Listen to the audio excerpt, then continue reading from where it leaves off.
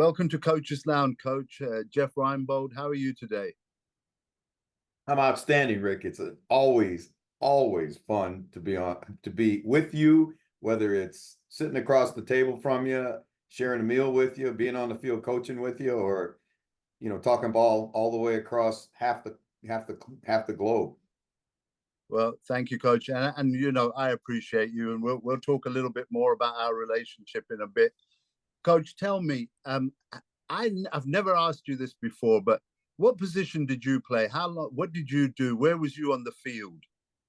You know, my football story as a player really started when my family moved to South Bend, Indiana.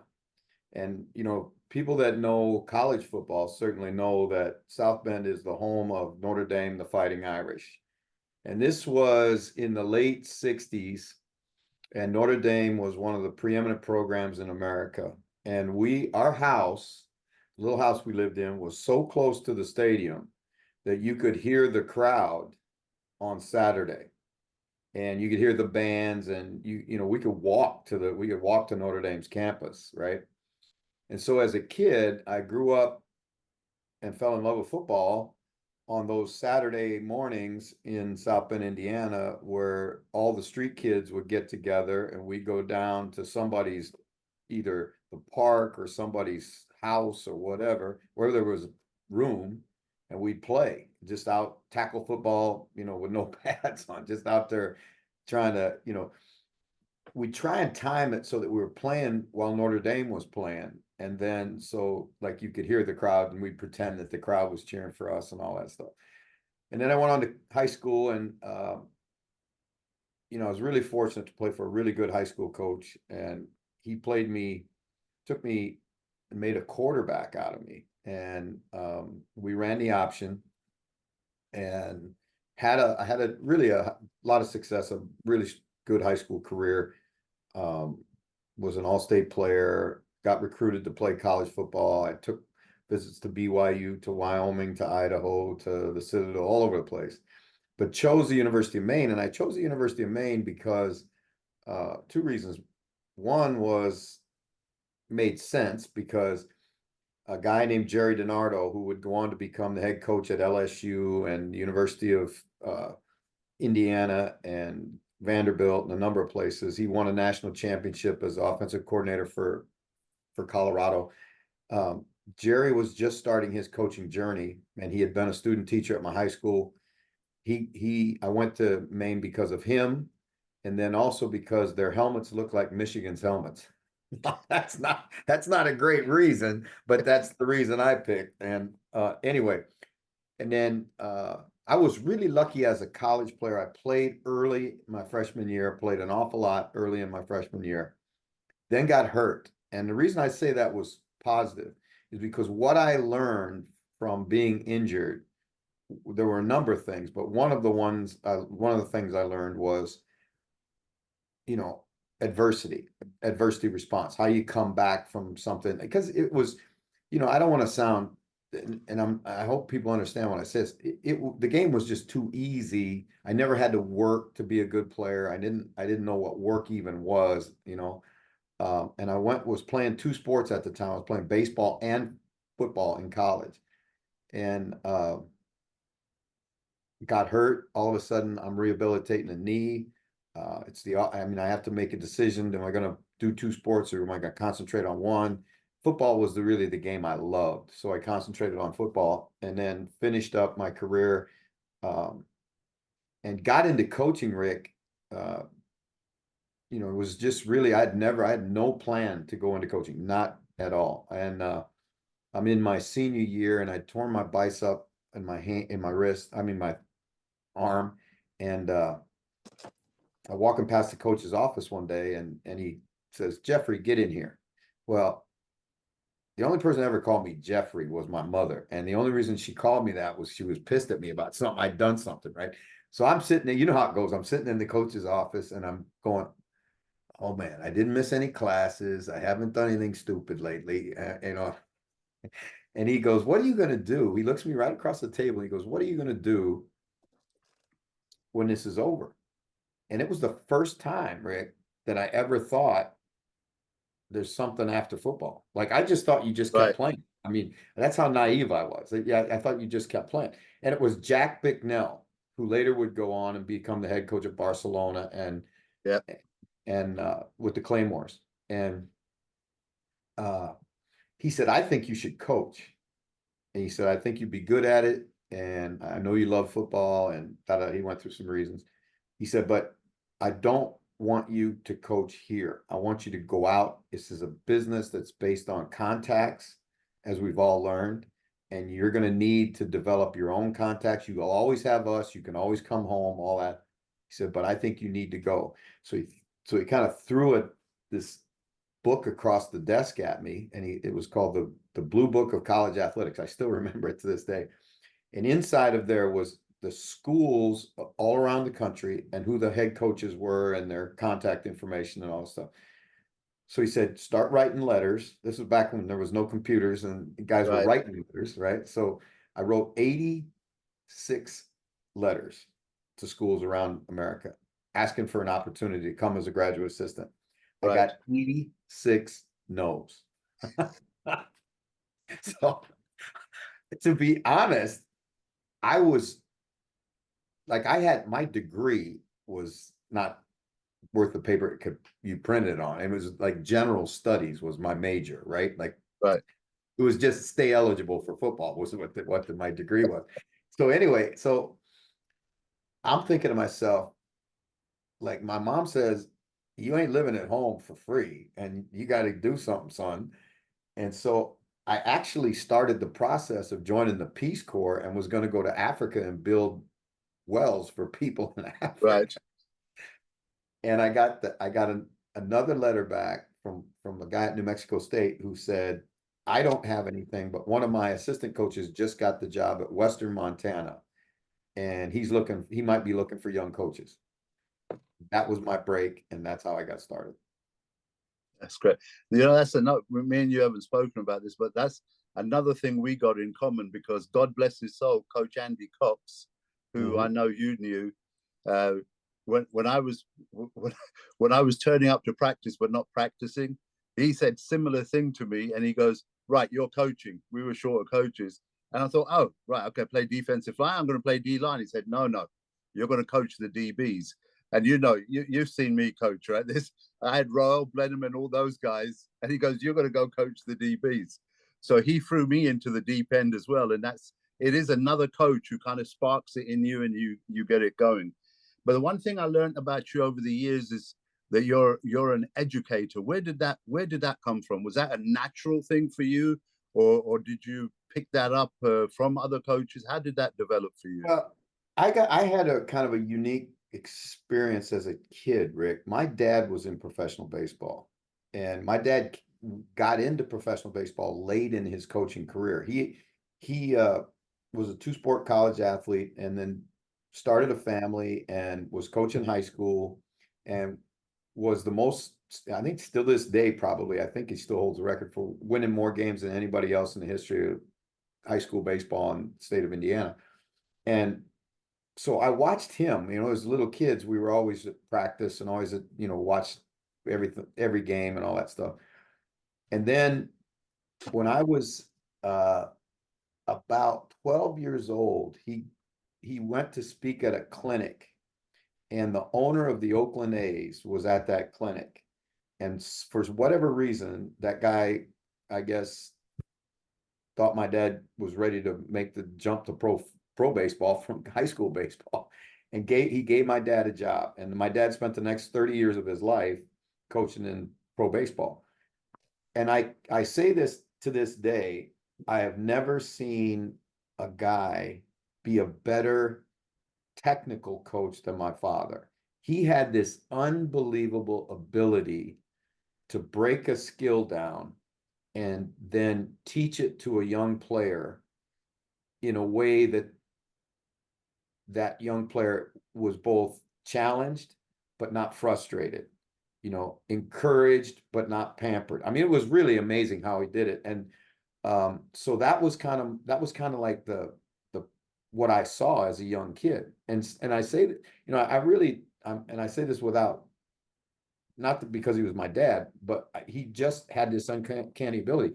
Like I remember he was working for the Chicago Cubs, and they had drafted this kid out of New York City that was a great athlete, but he was really raw as a baseball player. And so my dad's job was to take that kid and teach him how to be a shortstop in the big leagues. And that guy went on and played, I think, 10 or 12 years in the big leagues. And, you know, his whole career, you know, made sure that he thanked my father for how he got started, because he was just a great high school athlete that played in a not very good competition. And all of a sudden he gets drafted first in the, you know, in the draft, and all the expectations come. And, you know, so my dad was that guy. He worked as an instructor. He never was a manager except one time that I can remember, but his job was to work with young players and to help young players get better. And he was phenomenal at it.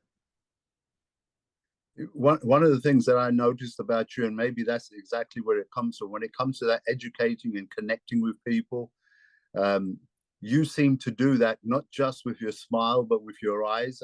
I find it's one of the things that I learned from you and from Coach Lionel Taylor, is that when you approach people, you look approachable. Is that something that you, again, is that a natural thing, or you knew that you had to be that positive energy to start getting stuff out of people? Well, I think it's just, I think really it's just a kind of a natural outgrowth of my personality. I care about people, you know, um, and and I'm an open book. I don't I don't like people who have agendas. I don't, you know, um, I don't function well in that, in those kind of environments. And so, like if like when I meet somebody, I truly enjoy meeting people. It's one of the great things about what we do, Rick. I mean, your life becomes enriched so much because of the relationships that you have, right? And not just with your players, but with everybody that you come in contact with. Because, like, think of our friendship, how it's, you know, how it grew from just a casual meeting, right? Yeah, And then over time, you know, I learned so much about you, and my life is so much better through that interaction. And appreciate it, Coach. and I and that to me is that to me should is the reason why I do what I do. It's interesting, with my defensive lineman, there's a book that I think everybody should read. I mean, everybody in coaching and everybody in business. And we're going through it chapter by chapter twice a week. We sit and, you know, everybody reads a paragraph, and then we talk about the paragraph, and it's, the book is called Legacy. And Legacy, here I've got the book. I'll show it to you right now. By James Kerr, and it's this book right here. It's called Legacy, and it's about it's the story of the All Blacks. And it's the story of how the All Blacks have consciously become what they are today. It was a series of decisions after a bottoming out in their organization. And one of the things that it teaches you is that they have a saying, better people make better All Blacks, right? Yeah, Not better athletes, not yeah, better technical player, better people. And so it speaks to how they build into the person, right? And, you know, there's so many great lessons in the book, and I do it. I whatever group I'm working with, whatever team I'm working with, we study that book because it's a fabulous, fabulous book. just moving forward from that time, before we get into the NFLE area, was Mhm. there a particular coach that impacted your life, that resonated with you outside of your own father? Was there somebody else? Hmm. There were a number of them. You know, like I said, Jerry DiNardo, because Jerry took me, like I was just a young kid, um, I didn't even drive, Rick, until I was a sophomore in college, right? I mean, I didn't need it. People used to say, well, why don't you have a driver's license? I said, what do I need a driver's license for? Right? I don't go anywhere other than because I was a gym rat, right? I went to the gym and I went to the court to play basketball, and like everything I did was focused around athletics in some way. I didn't have a girlfriend, didn't hang out, I didn't do any of that stuff. I just loved to play, right? And all of the things that came with playing, the weight room, all of it. So I said, I don't need it. What do I need a driver's license for? So I wasn't particularly well adjusted, if you understand what I mean, right? And Right. so Jerry really spent time helping me through, some rough patches that all young kids go through. And what that taught me was, and this was later reinforced by some other coaches, is that you really will get more out of a player when you put more into the player, Right. right? Coach Vermeil used to say it this way, and he's one of the ones that really reinforced it to me, is that, and this is a guy who's now almost his whole experience, his coaching experience was, he was a high school coach, a junior college coach, coach at UCLA, then he went into the NFL, and then, NFL Hall of Famer. He always said until the last year that he worked in the business that players don't care how much you know until they know how much you care, was the way he said it. And that has really proven to be true. That we have to understand, I think, in our business that we are working with people, right? It's a relationship business, Mm. right? And now that doesn't mean that you have to sit around a campfire and sing kumbaya, but it does mean that the athlete has to feel that you have his best interests at heart, right? Yeah. And everybody, I hear all this bullshit all the time about players aren't the same. That's total bullshit. Players aren't parented the same, right? But there are certain human things. We all want to belong to something. Yeah. Sense of All belonging. want to, yeah, we all want self-worth, right? Yeah. So what's happened is, in my opinion, is that we see so many, and I used to say this all the time in pro football, we see so many kids come to pro football that have no idea about things like adversity response, their senses of deep rooted senses of entitlement. Um, they're not resilient. They don't compete hard. They have the capacity to do all those things, but nobody's ever even mentioned some of that stuff to them, much less patterned it for them, Yeah. right?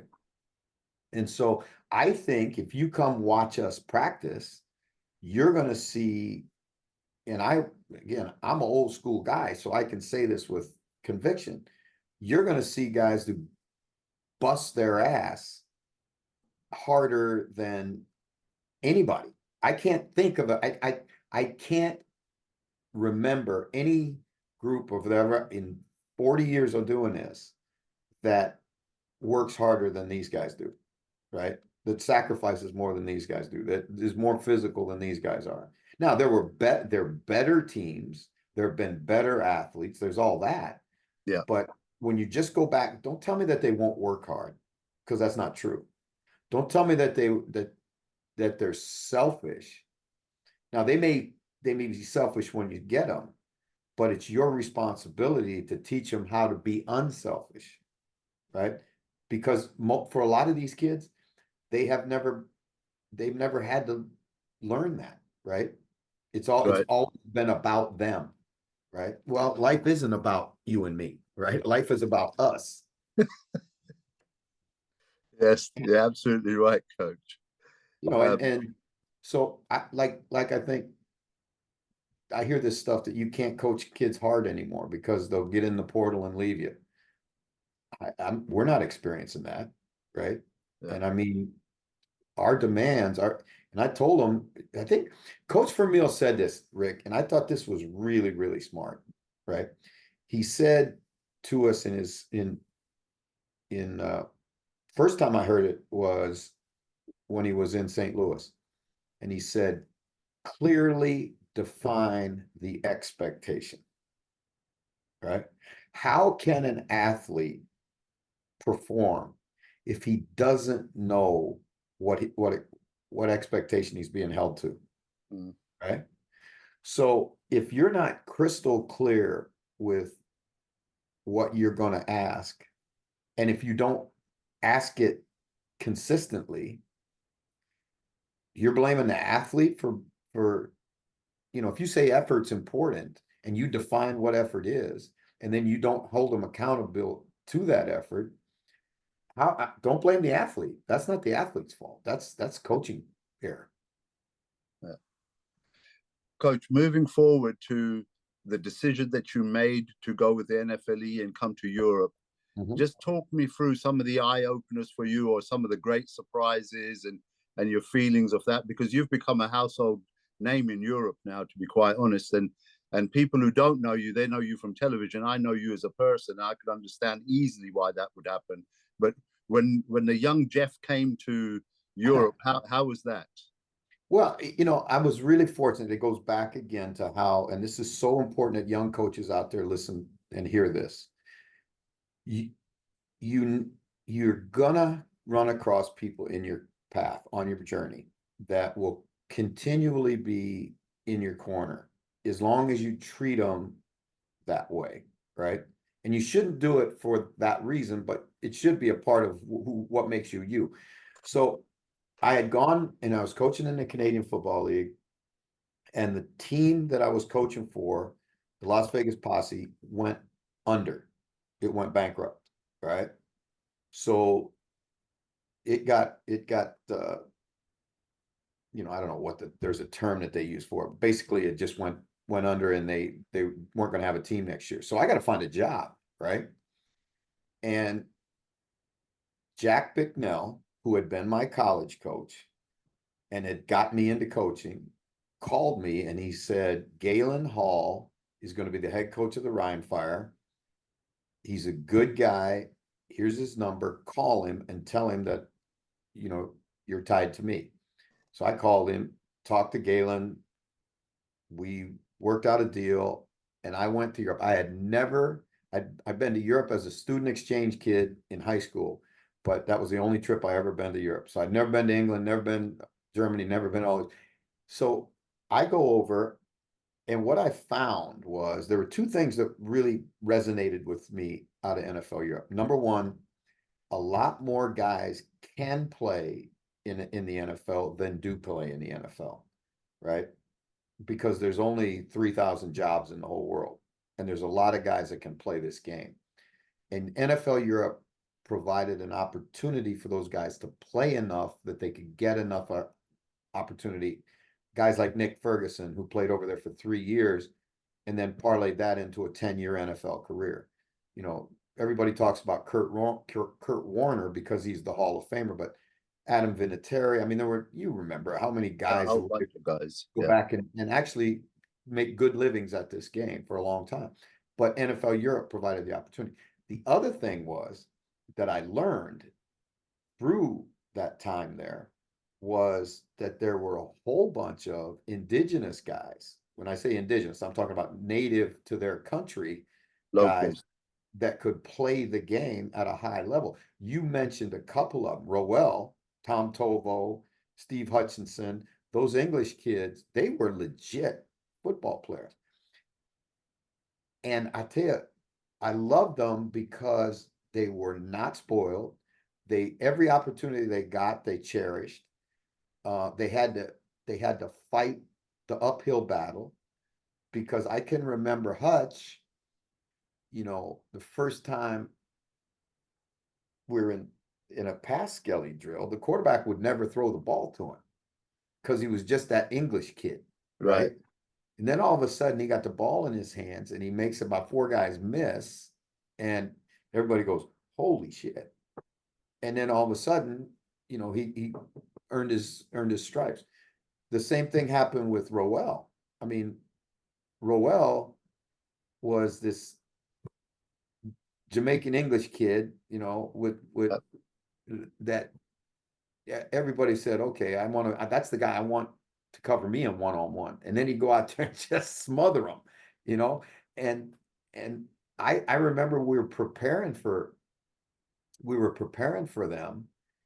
And so I was going through the scouting report, right?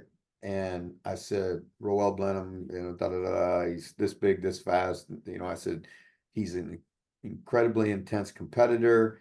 You better be ready when you go out and play against him, because he was a gunner. If you're a hold-up guy, we went through his strengths and weaknesses and all of it. And, I could see that the American guys were back there like, yeah, this national kid, yeah. And Roe went down, shook the hold-up guy. The first punt went down and smoked our returner, right? And I looked at that guy when he came off the field and go, yeah, just some national kid, huh? So, but those kids had to go through that rite of passage, and I loved them because, they just went out there and competed, and they didn't listen to people that said, well, you're just English, you can't play. Yeah. And it's so important, I think, that we, as now there's Effie Obata and there's Aden Durda and Charlie Smith, the Irish kicker that just got signed, and all these guys are getting opportunities. That those guys are the ones that really created this start of this pathway that we see now. Correct. And all you guys that coached at that time were the same kind of guys, just not on the field, right? And Rick, I'm going to say this, not because you're my friend, but I'm going to say it because it's true. What you have done with Share the Knowledge is incredibly valuable to everybody around the globe that wants to be in this industry, right? Because you remember what it was like when it was almost like all the coaches would just have their little secret and they didn't want to share it with anybody. And you'd go to the BAFA convention and guys would kind of like sit, apart from one another, and there was no collaboration, there was no sharing of ideas. There was, everybody was afraid, I think, that somebody was going to be smarter than them or know more than them or have something to, and that's so diametrically opposite to what young coaches in America at the time I grew up experienced. Because when you would get around other coaches, and typically that was at a bar or someplace, and you'd have a napkin and you'd grab a pen and you'd say, okay, what would you do against this? And then, they shove the thing over to you, and then you'd put in there what you do, and you shared ideas, and and that's how you grow, right? Yeah. And so what, Share the Knowledge has done was take it off the napkin and bring it up to the 21st century. And now this opportunity that you created, along with Rod and Hope and all of that is, I love the word you use, clan, because it is truly a tribe of coaches that, that I hope understand that, there's going to come a day in your life, in your career, where the championships, the wins, the losses, the heartbreak, all those things are going to go away. And the thing you're going to remember is the people. Absolutely. 100%. Absolutely. Well, Coach, those are kind words. So for the record, you've been an inspiration behind this. You know it.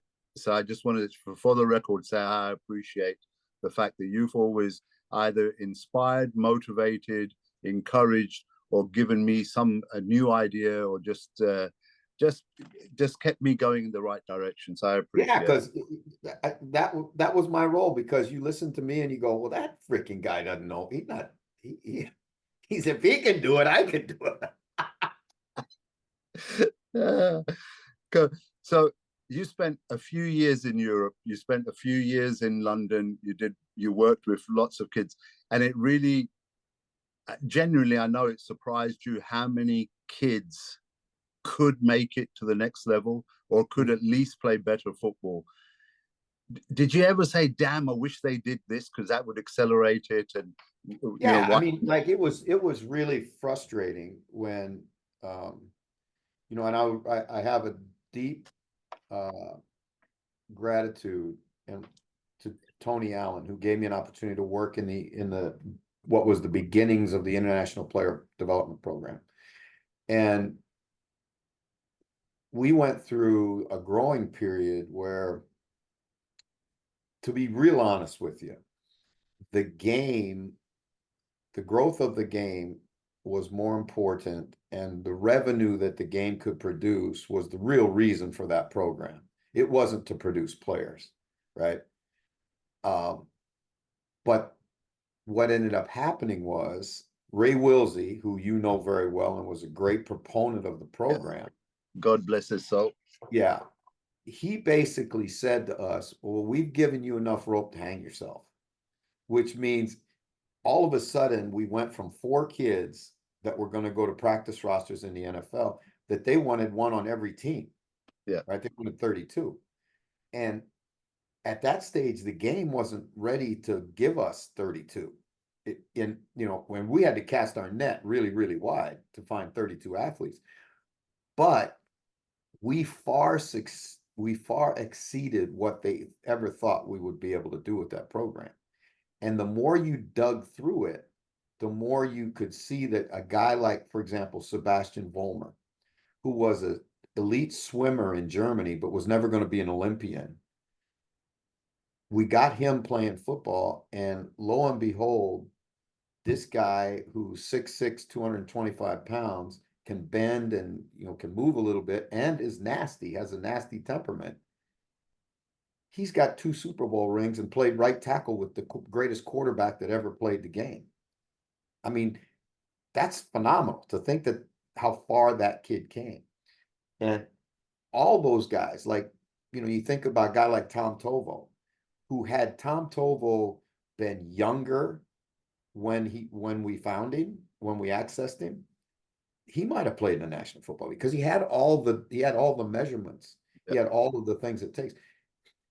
But because the game at that point internationally was so young in its development, a kid couldn't develop fast enough. Like, for example, I did a study for a player to play in the indigenous game in Europe. He would have to play, and I think it was like 20 years before he got the same number of practice opportunities that a high school kid would get in high school and college coming to the NFL. Yeah. Well, if you factor in then that the game's not as fast, the competition's not as good, all those, I mean, they were really behind the 8 ball. And how these kids were able to like make up all that ground is really phenomenal. Because you think about it, Rick, you remember the guys like Adden went and was on 2 rosters in the NFL. Danny, it just some of those guys, Roel. I mean, you talk about Steve, you talk about all those guys, and I really wonder how good Steve Hutchinson would have been if we found him when he was 15 or 14, right? And do you remember back? This is phenomenal. When now you're bringing back a lot of memories. I remember when we first started the program, kids couldn't even lift weights. Yeah. Do you remember? Yes. Because you couldn't join a health club until you were like 18 or something. Yeah. Right? And so all these American kids are in the weight room from the time they're 12 years old, which I think, frankly, is too early. But how far behind were the European kids physically? Yeah. Because they didn't even, I mean, there was nothing. There was no weight programs, there was no weights, there was no, and slowly but surely, Yeah. it's caught up. And now you look at it and you say, and I had the firm contention, and I learned this from this coaching in the Canadian Football League. I used to say to the Canadian kids, wait, can you please tell me this? How can you be an elite level athlete if you tie a pair of ice skates on? Because Canada is the leading country in the world for hockey. That's their Right. national sport. But yet, put a pair of football shoes on and somehow you're a second-class citizen. I don't Yeah. get that, right? You're an athlete, right? But they kind of got roped into that mindset. And now with the NFL Academy and the way the internet has changed the world, and the ability for coaches to be able to do what we can do now just with a phone, right? Players today there's no better time to be a player than right now, I Correct. think. Correct. The one I always wonder about is Victor Mohammed. If Yeah. Victor Mohammed There's had the another guy. opportunities, these kids, I don't just think about how far he would have got, is how far he would have got in the NFL, because he was a strong, fast, big dude. So, And this is no disrespect to Reese Thamet, the kid the rugby yeah. player from Wales. Victor was another kind of animal now, right? And Victor was built for the National Football League. I mean, Yeah. you think about it, and I think this is really important for the big development of the game.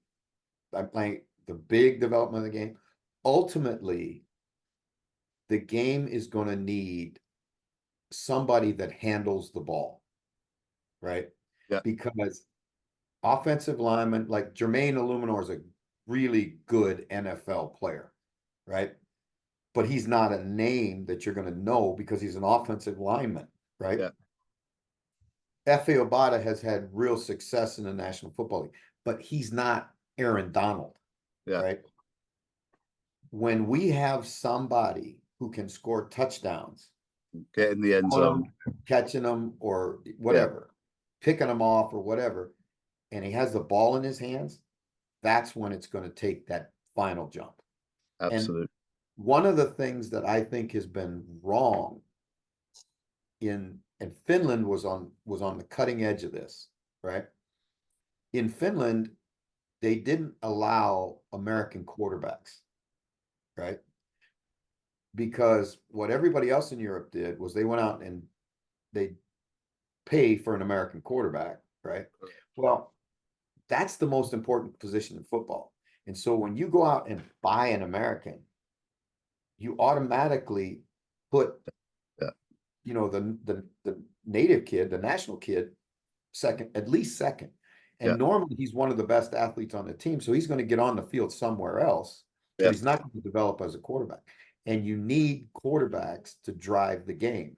I mean, we know that it's the most important position in the game. Yeah.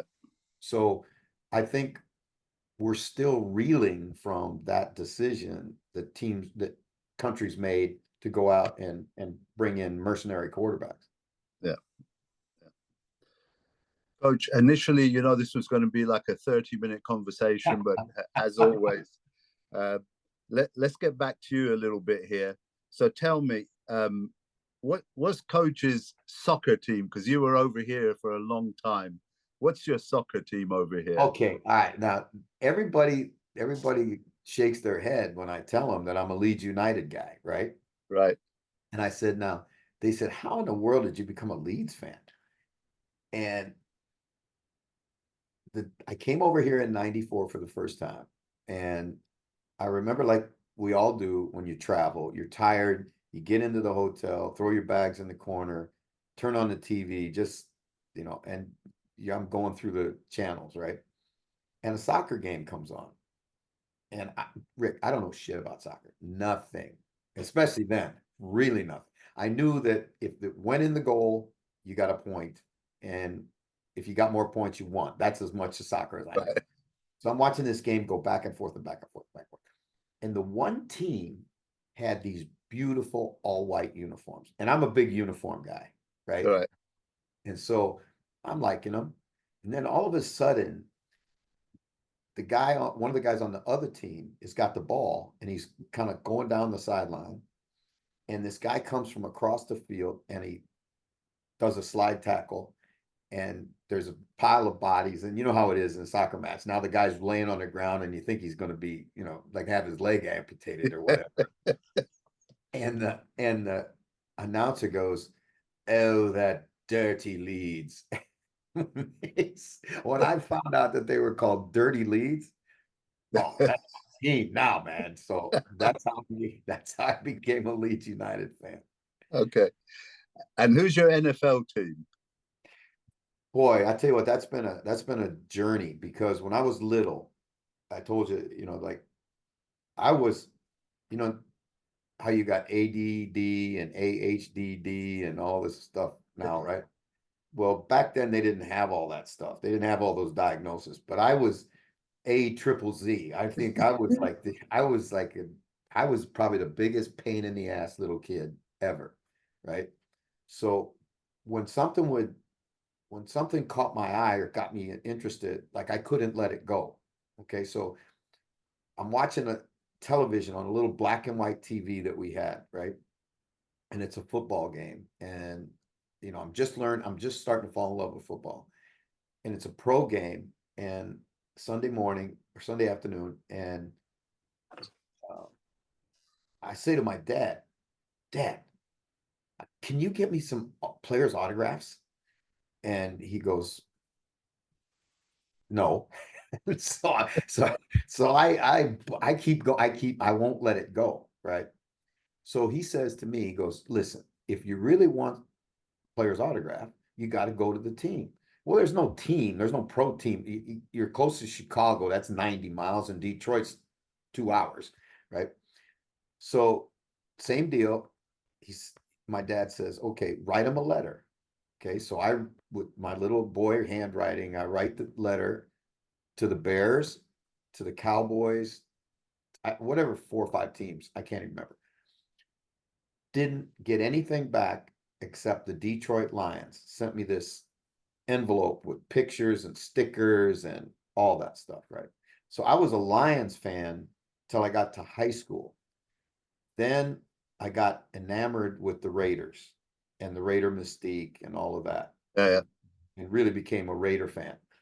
And now I'm really more a fan of guys that I know in the league, yeah, you yeah, know, because it's about, in this business, you're gonna be all over the place, but your friends, you really root for your friends. Like, so if I see Tampa Bay now, I watch Thomas McGahee, I want them to win, or, right, wherever you got a guy that you got a friend. Josh Phillips, who played for me in NFL Europe, is now coaching for the Raiders. So whenever they're on, or Rob Ryan's with the Raiders, I'll be a Raider fan when they're playing.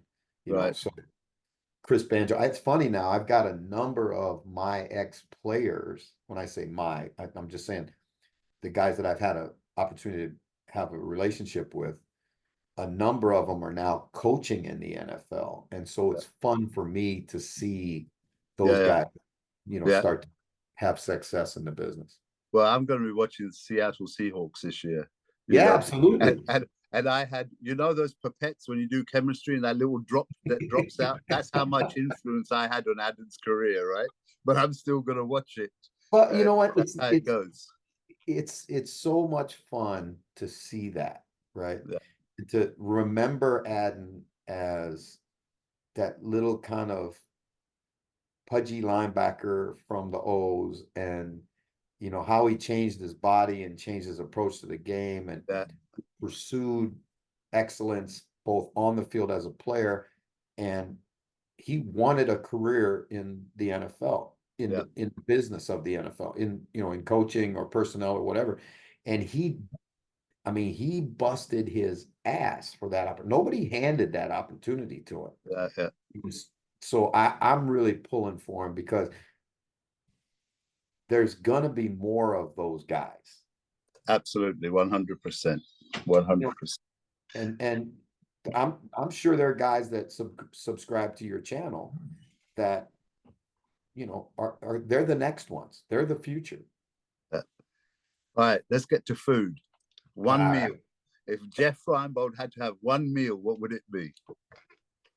I think one of my favorite meals I've ever had, if I can, and so that's what I go to when I think about if I is you and I and Murray, I believe, Yeah, went out for East Indian food when I was in London, and I had never yeah, gone down that road, and it was phenomenal. It was life changing. It really, yeah. really was. Good. Um, Coach, I'm not going to ask you about your college team because I can see from behind you exactly who your college team is. Um, what's that relationship like for you? Because I know how much you love Hawaii and love the indigenous people and just the whole shebang and the mystique, as you say about the Raiders, Hawaii. How's that for you?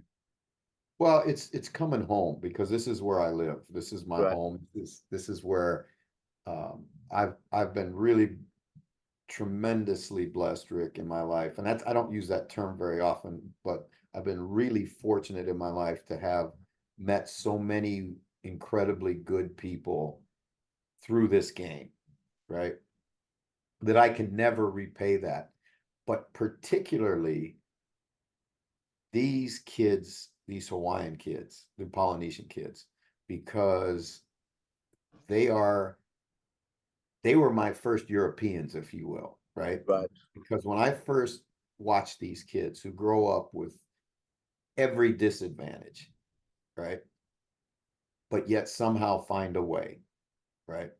And then and it's why I fell in love with the European kids, because all those guys that we've spoken about and more, they all found a way, you know, whether it was, you know, I mean, shit, I remember going to American Samoa the first time and watching these kids doing a tackling drill. And the guys would like crazy tackling drills that we all did as young guys. I mean, you're 10 yards apart and you just run at each other, right? No form, no technique, no nothing. Just go blow the other guy up. And then they get up off the ground, take their helmet off, and hand it to the next guy in line because they didn't have enough helmets. So whether it was you or me, we were wearing the same helmet, whether it fit us or not, right? And these kids are out there go, and I just said, God Almighty, you know, kids back on the mainland would never do that, right? You know, I swear this is true. I go to Samoana High School in Pongo Pongo for the first time, and it's during lunch recess period, right? And there's kids in the playground, right, which is really kind of just like a dusty half grass, half dirt patch, who are out there barefoot with a coconut playing football with a coconut. And I'm watching these kids, and it's full on tackle them to the ground. You know, it's like half football, half rugby, and just I'm thinking to myself, how can you not love these kids, right? And then to see them come here and like have a guy like Isaac Sapawanga, who we brought from American Samoa to the University of Hawaii. He played here, then went on and played a number of years in the NFL. And his favorite coach of all time was Jimmy Tomsula.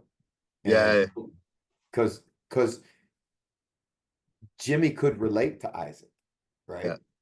And you know, so those kind of things make this place just really, really special. Fantastic. Well, you know, when you were over here last, we visited the academy together, and I remember that saying on the board, "I work well in the heat," and that's Yep. you, Coach Reinebold. You work well in the heat, and I'm going to try to say this and get it right. Mahola nui loa, which I That's hope not means thank bad. you very much. I hope That's that, not bad there, my man. so I'm just going to, I just, Coach, I really appreciate you coming on and doing this with me and for what we do. And it's been really interesting. And I was a fool to think we'd get it done in 30 minutes. Me and you could carry on talking all night, really. Yep, and I would enjoy every bit of it. And it's always one of the really, I don't know how much longer I'll do that stuff at Sky, but I hope it continues at least a few more years, because it always gives me a chance to come back and see you, see Murray, see Tony, see all the people, that we all kind of grew up in this game together, and that's a real special group of men.